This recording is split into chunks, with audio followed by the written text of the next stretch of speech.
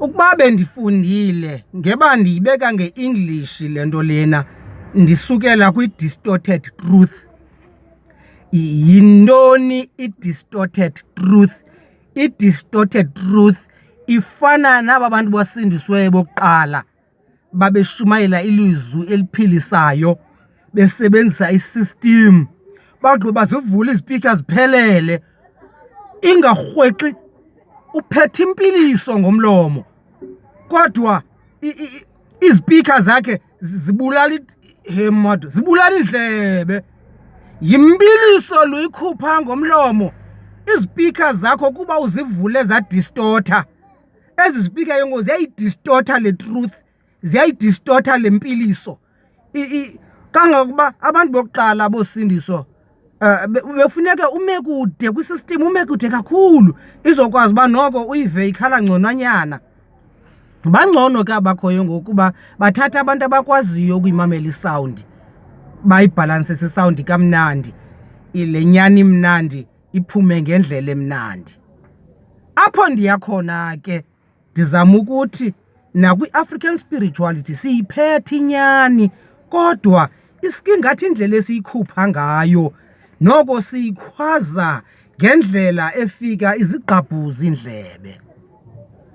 Mandenza umzekelo, awukwazi ukuthi uYesu umhlophe ibe kanti yindlela leyo ocacisa ukungakholelwa kwakho kuye. Yi-distorted truth leyo kuba nemboni ezizethu zimnyama bayaza belungu kuzo balandelwa yinqwaba yabantu abamhlophe. Kutheni ningabagxothi ke ngonithi hayi imboni yethu le singabantu abamnyama, imboni yethu nizothini nina abantu abamhlophe? Kutheni kaloku ningatsho? Bagxotheni abantu abamhlophe abaze kwiimboni zethu, bagxotheni abantu abamhlophe abaza kumagqirha wethu. Enye into ke endirhalela ukuyiveza into yokokuba mna ngokolwam ulwazi lobuqaba, mna endizeni ndixolele, mna olwam ulwazi alikho modified because abantu abaphuma eziyunivesithi lumodified ulwazi lwabo and banendlela yokulibeka because bafundisiwe ukuba mabalibeke kanjani ulwazi lwabo. Olwam ulwazi lu-raw, lolu hlobo ndilunikwe ngalo ngabangaphambili kum nendlela endifunde ngayo ndizikhupha ngohlobo kwizinto zingalo. Make ndenza umzekelo ngegqirha. Igqirha xa umkhwetha wegqirha xa ezinqula uzinqula awugqibe anqule isiduko segqirha lakhe. Akakhwazi igqirha lakhe ngegama uba nguDaluxolo Hoho athi ndinqula uDaluxolo Hoho, uzathi ndinqula igqirha lam ovambana omahlahla onjembomla wopotwana. Ngumzekelo ke lowo. So xa uyijonga le nto impiliso ikwasasiduko sovambane. So njengoba uDaluxolo Hoho esisanyonyo segqirha njena ukuphilisa kukaDaluxolo Hoho, ukunyanga kukaDaluxolo Hoho, ukuthwasisa kukaDaluxolo Hoho kuqhotyoshelwe kwisiduko sakhe. Okay, make siye ke ngokubathandazeli. Nabathandazeli i-anointing ekubo nabaprofeti ikumagama abazibiza ngawo. La magama wabo ngawo lanamandla okuphilisa. Eish, anaze ndivakale. Iya ke ngokwindawo ethi nalapha kuYesu Kristu xa nisithi ungumlungu, mna ndiyithatha njenge-distorted truth kuba ungumlungu uYesu kodwa i-anointing ikwigama, ikwela gama, ayikho kwisikhumba sakhe. Yile nto beke ndathi ke ngoku nabaprofeti babantu abamnyama banenqwaba yabantu abamhlophe abahamba kubo. Laa nto ibonakalisa uba ukuphilisa akukho ngokwebala. Ukuphilisa sesi sibabalo sikweli gama lakho wena mprofeti. Andivakali ne?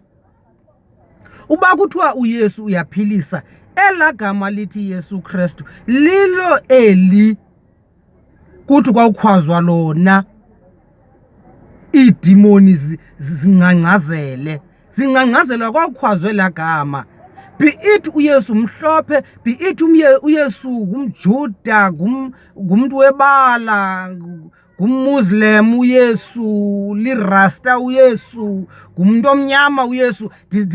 Ndizama nje uyiveza nje uba noba uYesu ebeyintoni, noba uYesu ebeyintoni ngokokuba engumntu, ne ibingazuthetha nto loo nto leyo. Into ethethayo ngamandla ngakanani afakwe egameni lakhe, loo mandla aphilisayo.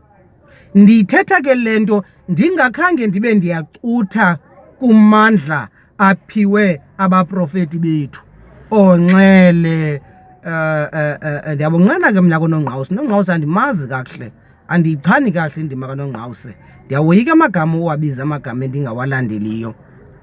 Omhlawumbi ndingathi Ontsikane, ndingabiza nabani na, ndizawubalibala. Kodwa endikutshoyo xa ndiyivalayo, masilumkeleni inyaniso esiyizisa ngendlela edistorted. Bathi abantu ke uyathanda ukulungisa wowo. Umbuzo nanku, uba uNomendi wayeyimbongi, engumntu othetha izinto emazenzeke nezinto ezazisenzeka. Umzekelo, ndikhumbule senza inkqubo eyayisithi zekanani ukuze nakhe ubuhlobo, niye kukuba zintshaba, ethetha ke ngoku ebhikiselela kumaMfengu namaXhosa.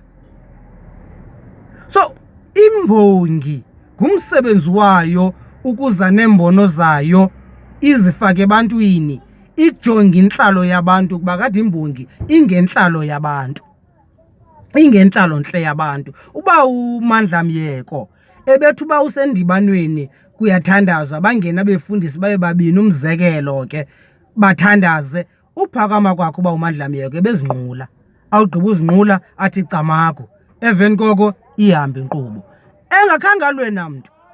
So andiyazi le nto yokukulwa kungaka isukelele phi. Sanenkululeko yesizwe endisayililelayo, inkululeko yesizwe, uba ngubani owabulala inkululeko yesizwe eyayize kakuhle kangaka. Mawethu, masilumkeleni ukuhambisa inyani ngendlela egqabhuza iindlebe zabantu. Camago.